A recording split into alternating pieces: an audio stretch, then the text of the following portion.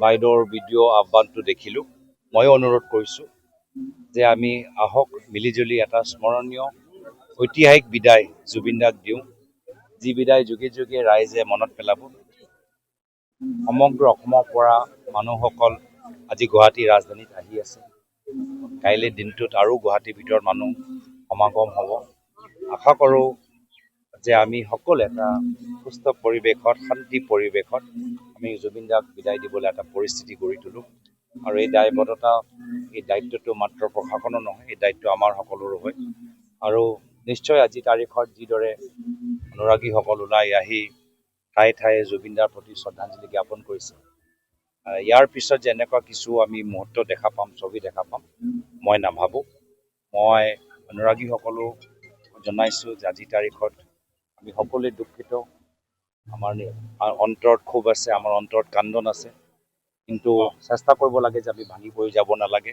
আমি সকলো একগোট হৈ সিজনে আনজনক সাহস দি জুবিন দাই যিদৰে অসমীয়া চলচ্চিত্ৰ, গীত, সংগীত, কলা সংস্কৃতি ধৰি ৰাখিছিল, আমি নৱপ্ৰজন্ম বা তেখেতৰ পৰা প্ৰেৰণা লৈ আমি তেখেতৰ সপোন কেনেদৰে বাস্তৱ কৰিব পাৰোঁ। তেওঁ বিভিন্ন সময়ত নিজৰ ষ্টুডিঅ' লৈ বহুত তেওঁ কল্পনা কৰিছিল, সপোন দেখিছিল।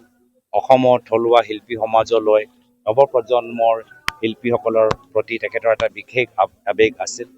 আমিও আশা কৰোঁ যে আগন্তুক দিনত যোৰহাট তেখেতৰ ভূমি, তেওঁ ঘৰ, যি ঘৰটো যদি পৰৱৰ্তী সময়ত এটা ভাল মিউজিয়াম যদি অসম চৰকাৰে বনাই দিয়ে তাতে, তেতিয়া অসমৰ জনসাধাৰণ জুবিনদাৰ সেই ঘৰত, সৰুকালৰ ঘৰত গৈ তেখেতৰ পুৰণি সেই ছবিটো চাব পাৰিব।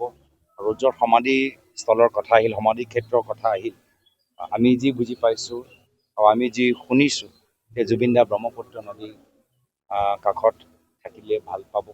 আৰু সেইকাৰণে আমিও নিজৰ ফালৰ পৰা দাবী জনাইছোঁ যে সমাধি ক্ষেত্ৰত অসমৰ সন্তানক অসমৰ ৰাজধানী গুৱাহাটীত ব্ৰহ্মপুত্ৰ নদীৰ কাষত এটা উপযুক্ত ঠাই দিব লাগে, যাৰ ফলত সকলোৱে যে আহি নিজৰ শ্ৰদ্ধা তেখেতৰ প্ৰতি জ্ঞাপন কৰিব পাৰে। এয়া আমাৰ ফালৰ পৰা দাবী থাকে।